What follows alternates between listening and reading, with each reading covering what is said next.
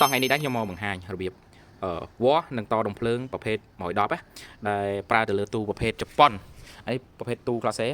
នេះប្រើភ្លើង110យើងត្រូវស្វែងយល់ថាទូជប៉ុនគឺវាប្រើភ្លើង110 ស៊ីអំពែរឿងធំអញ្ចឹងករណីយើងដាក់ដុំភ្លើងអំពែទូវាអាចនឹងក្តៅរលួយនេះចេះដូរម៉ូណូខ្ទេចហ្មងអញ្ចឹងទូនេះខ្ញុំដូរដុំភ្លើងថ្មីអានេះដុំភ្លើងមកតាក់ប្រភេទតាន់អានេះប្រភេទរុំស្ពាន់នេះ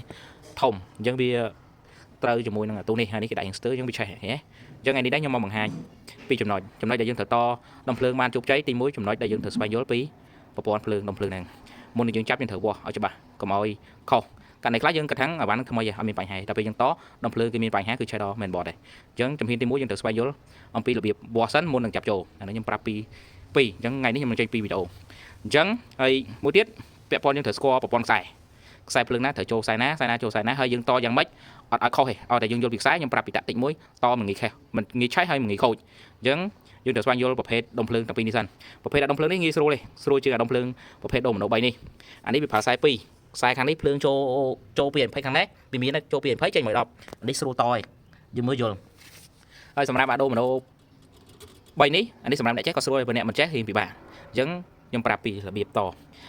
ភ្លើងដោយសារនេះវាដាច់ក្រាស់ហើយក្រាស់គេមុនគឺមានក្រាស់តែនេះគេមាននិមិត្តសញ្ញា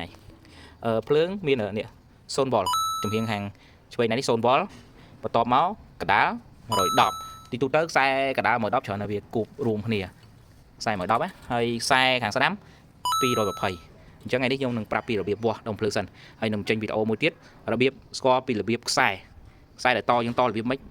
មិនឲ្យឆេះឬឲ្យប៉ះពាល់ដែលយើងយល់ហើយខ្ញុំប្រាប់តែមកតាក់តិចទេគឺសុវត្ថិភាពហ្មងអញ្ចឹងឥឡូវខ្ញុំនឹងវាស់ធ្វើតេស្តដុំភ្លើងនេះដោយសារដុំភ្លើងនេះខ្ញុំត្រូវដូរហើយខ្ញុំដូរអានេះធំជាងអានេះវា